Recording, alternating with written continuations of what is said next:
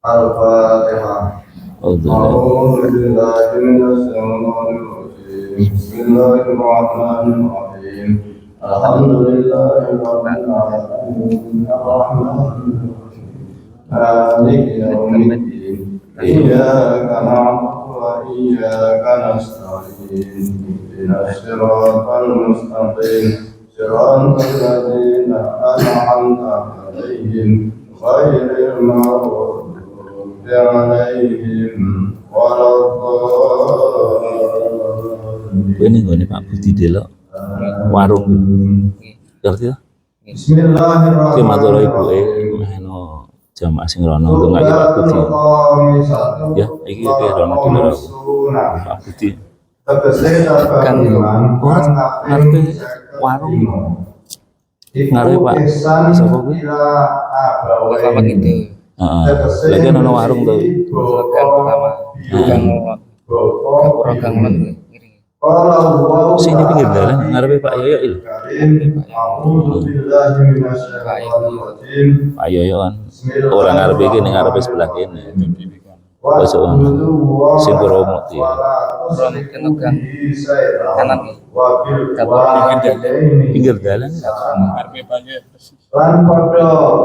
ngarepe Pak Yoyo sing sebelah kene. Heeh. Saure Pak Ridwan. Kan ono warung.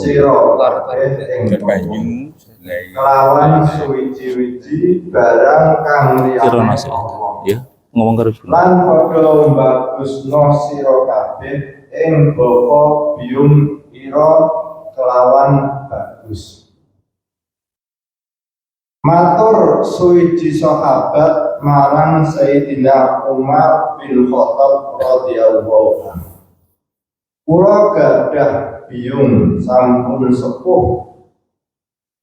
Kula rumati, kula cewoki, kula gendong. Lan punapa hajate inggih turuti. Punapa kula sampun ndatengi kak kula dateng kula.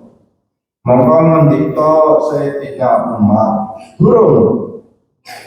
durung nekani sira engkak walidah. Krana sira biyen den gawa mengkono. Krana sira biyen den gawe mengkono.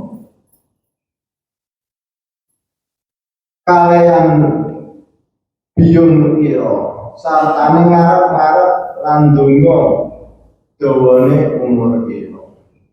Lan sira gawe mengkono marang biyung ira sartane sira ngarep-ngarep enggal patine.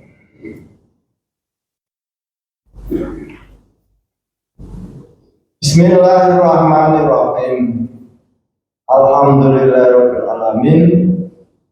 Kita sudah sampai cabang iman yang ke-55 di bawah bimbingan Simbah Gaji Soleh Muda. Semoga iman kita semakin sempurna. Amin. Yaitu berbakti kepada kedua orang tua. Allah sudah memberikan ketentuan pada kita, yaitu wa'budullaha wa la tusyriku bihi syai'an. Ini yang pertama. Jangan sekali-kali kamu beribadah, mengabdi, menyembah kepada selain Allah. Ini harus kita pegang. Jadi jangan sekali-kali kita beribadah, mengabdi, menyembah kepada selain Allah. Lalu yang kedua, wabil walidaini ihsana. Ini sudah kepastian dari Allah. Dan hendaklah engkau berbakti kepada kedua orang tua. Jadi yang pertama, jangan sekali-kali kita beribadah, kita menyembah kecuali hanya kepada Allah Subhanahu wa taala. Wala tusyriku bihi syai'an. Dan kepada jangan sampai kepada orang Yang kedua, kita berbakti kepada kedua orang tua. Maka siapapun anak yang durhaka kepada kedua orang tua, itu siksanya Allah itu tidak ditunggu ke akhirat. Di dunia itu Allah sudah murka kepada anak yang durhaka kepada kedua orang tua. Maka ketika ada seorang anak itu sukses, kaya, Allah tidak rela. Kalau anak ini durhaka kepada orang tua, maka akan dia kirim. Maka Allah akan kirim kepada anak yang durhaka ini seorang istri yang kurang ajar. Istri yang akan menghancurkan kesuksesannya anak yang durhaka kepada Allah, kepada kedua orang tua. Allah tidak rela terhadap anak yang durhaka terhadap orang tua. Oh enggak, istri saya baik, tidak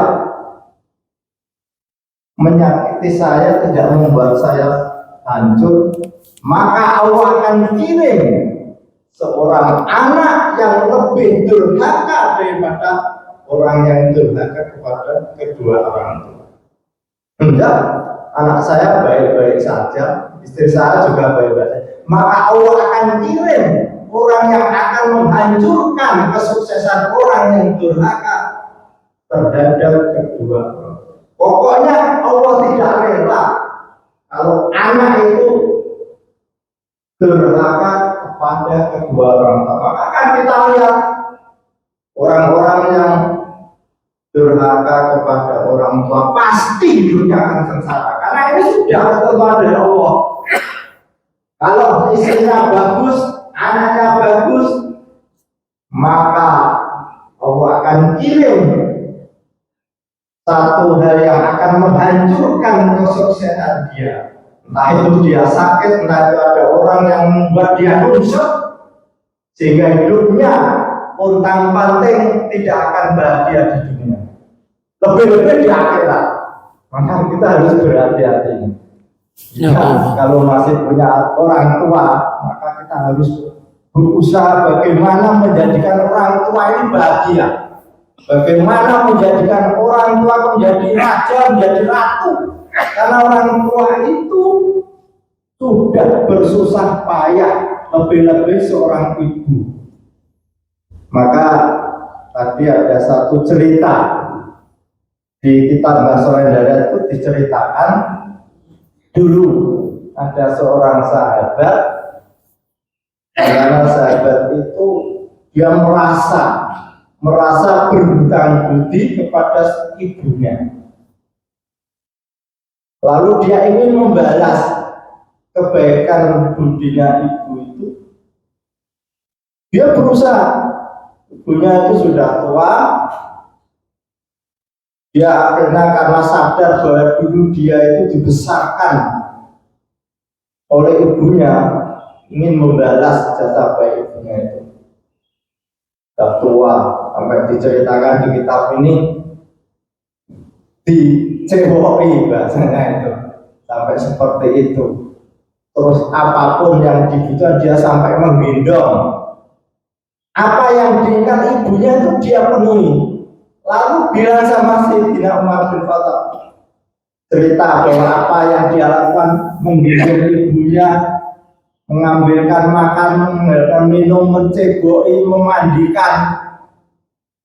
Apa kata Sayyidina? Apakah ini sudah memenuhi apa yang saya imbangi terhadap jasa baik ibu saya? Belum.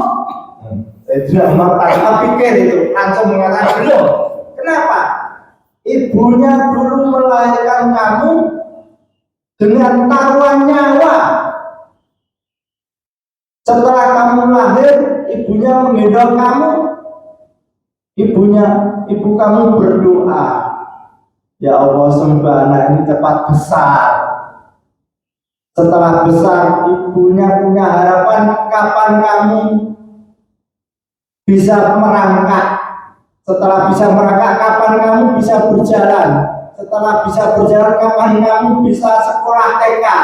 Setelah lulus TK, kapan kamu bisa sekolah SD? Sampai terus harapan-harapan seorang ibu terhadap anaknya. Sampai kapan kamu menikah, sampai kamu punya anak, itu harapan-harapan seorang ibu terhadap anak. Sementara kamu menggendong, memberi makan, memberi minum, mencewai, harapannya kapan ibu meninggal.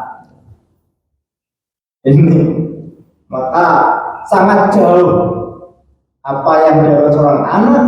Ini anak yang luar biasa melayani ibunya, menggendong ibunya, menciboi. Nah, kita berusaha kalau kita masih punya kedua orang tua, tapi kalau kita sekarang menjadi orang tua, maka tentu punya harapan-harapan, punya anak yang berbakti kepada orang tua.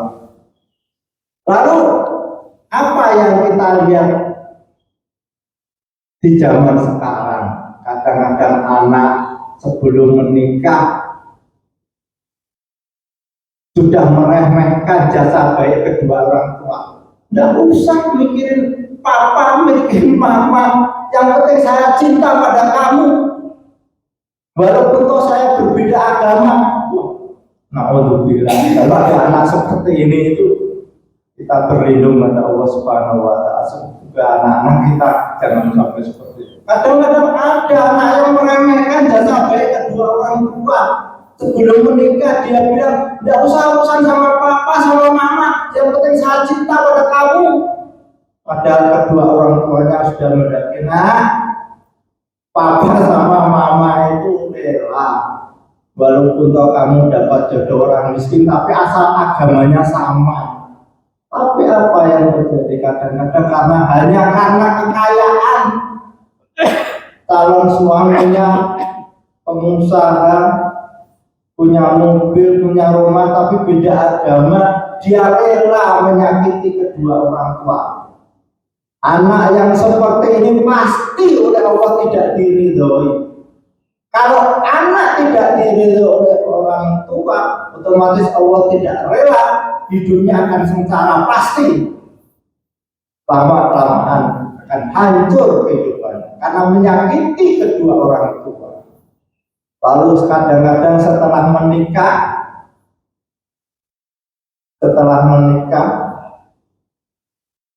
ada orang tanya pada saya, Pak Haji, apakah boleh saya seorang suami memberikan sebagian harta saya kepada kedua orang tua saya? Tanpa sepengetahuan istri saya. Saya katakan, apakah kamu sudah memberikan nafkah kepada istrimu? Sudah, Pak. Apakah kamu sudah memberikan biaya hidup anak? Sudah, Pak. Kalau itu semua sudah kamu lakukan, boleh harta yang kamu peroleh dari kerja kamu berikan kepada kedua orang tuamu, boleh. Karena itu harta kamu, yang penting istri kamu, anak-anakmu sudah kamu biayai. Nah, dalam hati saya, kenapa kok harus istri kamu tidak boleh tahu? Saya tanya, kenapa istri kamu tidak boleh tahu? Pak Haji, pernah saya bilang, 1 bulan mulutnya panjang sekali, wajahnya beremuk, 1 bulan tidak mau bicara dengan saya. Nah, ini yang harus kita perhatikan. Jangan sampai ada seorang istri solehah punya akhlak yang seperti ini. Mestinya wa ta'awanu 'alal birri wa taqwa. Seorang istri yang solehah mestinya harus mendukung suaminya berbuat baik kepada kedua orang tua. Begitu juga kadang-kadang ada seorang suami datang kepada saya, Pak Haji,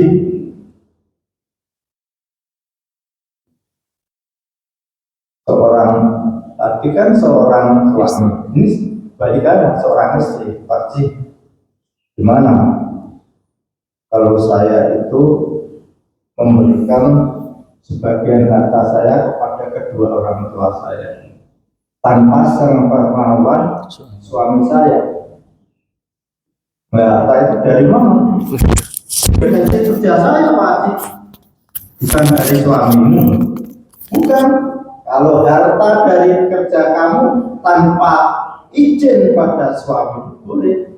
Tapi kalau harta yang diberikan suamimu kepada kamu, kamu harus izin kepada suamimu. Loh, itu harta saya kerja, Pak Haji. Boleh. Nah, saya tanya, kenapa kok harus tidak sepengetahuan suami? Wah, suami saya itu tadi pernah saya minta izin pada uang saya sendiri, marah-marah Pak Haji. Dari pagi sampai malam marah-marah gara-gara saya memberikan uang pada kedua orang tua saya. Nah, kalau ada seorang suami yang soleh, mestinya tidak seperti ini. Istri, suami yang soleh mestinya harus wa ta'awanu 'alal birri wa taqwa, mendukung istrinya berbuat baik kepada kedua orang tua. Maka kita selalu mohon kepada Allah, semoga anak-anak kita, kalau perempuan jadi anak yang soleha, istri yang soleha, dan kalau seorang laki-laki menjadi suami yang soleh. Karena kehidupan kebahagiaan di dunia dan di akhirat bergantung kepada ridho kedua orang tua. Kita tidak boleh membeda-bedakan antara orang tua kita dengan orang tua suami kita, antara orang tua kita dengan orang tua istri kita. Kalau kita sudah bersuami istri, maka kedua orang tua itu menjadi satu. Kita saling menghargai. Seorang suami kalau tahu istrinya berbuat baik kepada orang tuanya, mestinya harus senang. Lebih-lebih kalau ada seorang istri berbuat baik kepada orang tuanya suami, wah, cintanya tambah senang. Karena itu orang yang paling disayangi oleh suami. Maka saya katakan pada ini lewat jamaah YouTube ya, yang masih punya mertua, berbuat baiklah kepada mertua. Suamimu akan lebih cinta. Bagi seorang suami berbuat baiklah kepada mertua, maka istrimu akan lebih cinta. Karena kedua orang tua itu adalah orang yang paling berjasa dalam kehidupan ini. Al-Fatihah. Alhamdulillah. Iya. Silakan.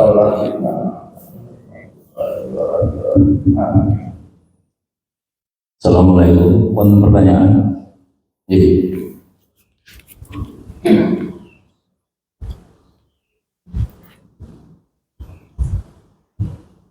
Assalamualaikum warahmatullahi wabarakatuh. Waalaikumsalam. Kita penting dan pagi hari ini banyak menjelaskan tentang birrul walidain, membaiki kedua orang tua. Anaknya tadi disebutkan kalau perempuan solehah, kalau laki-laki saleh. Ada satu hadis yang menjelaskan bahwa manusia ini pada saat meninggal dunia itu semua amalan terputus kecuali 3 hal: amal jariah, ilmu yang bermanfaat, dan anak soleh yang mau mendoakan kepada kedua orang. Di hadis itu disebutkan awala desa. Saya itu baru menjelang pensiun ini menemukan penjelasan awala. Selama ini yang saya tahu awala itu ya anak biologis. Anak biologis itu ya anak yang lahir dalam sebuah pernikahan yang sah. Tetapi saya menemukan bahwa ternyata awaladin waladin itu dalam bahasa Arab itu tidak dimaknai hanya karena anak biologis yang lahir di dalam perkawinan sah. Awaladin itu ternyata, sayangnya saya sedang menjelang pensiun. Ternyata awaladin itu termasuk yang ini murid-murid dari Pak Haji Mahmud. Ini awaladin. Pak Kiai punya santri atau ustadz-ustadz yang sering mengisi ceramah-ceramah kayak kemarin itu Gus Amin, itu semua itu walad. Jadi saya itu merasa kok aku baru tahu itu namanya walad itu ternyata bukan hanya anak biologis. Jadi para guru, para ustadz, para kiai itu menjadi sangat bersemangat karena ternyata barangkali ada orang yang tidak punya anak biologis, tapi yang bersangkutan adalah ustadz, ustadzah, kiai, atau siapapun yang memberikan pencerahan kepada siapapun, itu adalah anak-anak yang dalam hadis itu disebutkan awal salat. Dan monggo, jadi barangkali ini penemuan saya itu ternyata itu awal itu ternyata dalam bahasa Arab itu tidak semata-mata hanya anak biologis yang lahir di dalam sebuah pernikahan yang sah, tapi murid, mahasiswa, mahasiswi, santri semuanya adalah walad. Barangkali bisa kita disebut. Terima kasih. Assalamualaikum warahmatullahi wabarakatuh. Waalaikumsalam warahmatullahi wabarakatuh.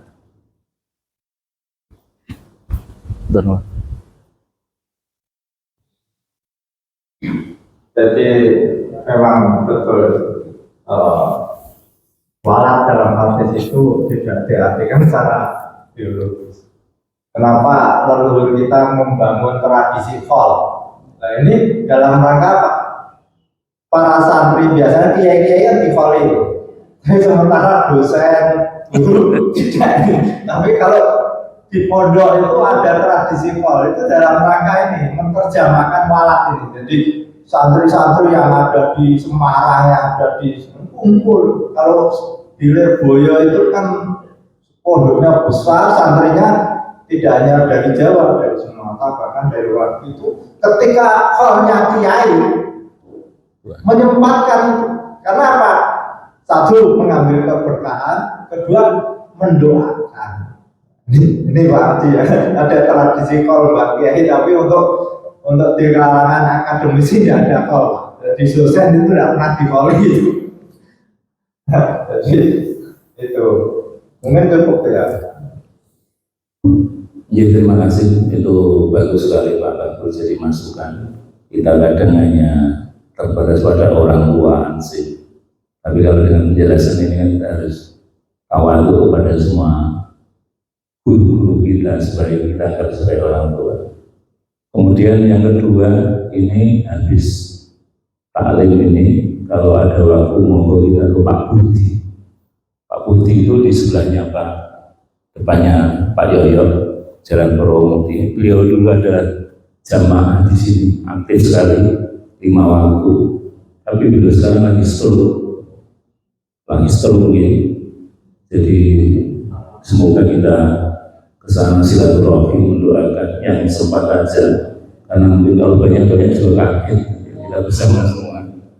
Jadi nanti insya Allah program ini kita akan nanti ke teman-teman atau jamaah yang baik orang tuanya sakit, istrinya sakit, suami sakit maupun anak-anaknya sakit, kita berusaha berdoa bersama. Matur terima kasih. Assalamualaikum warahmatullahi wabarakatuh.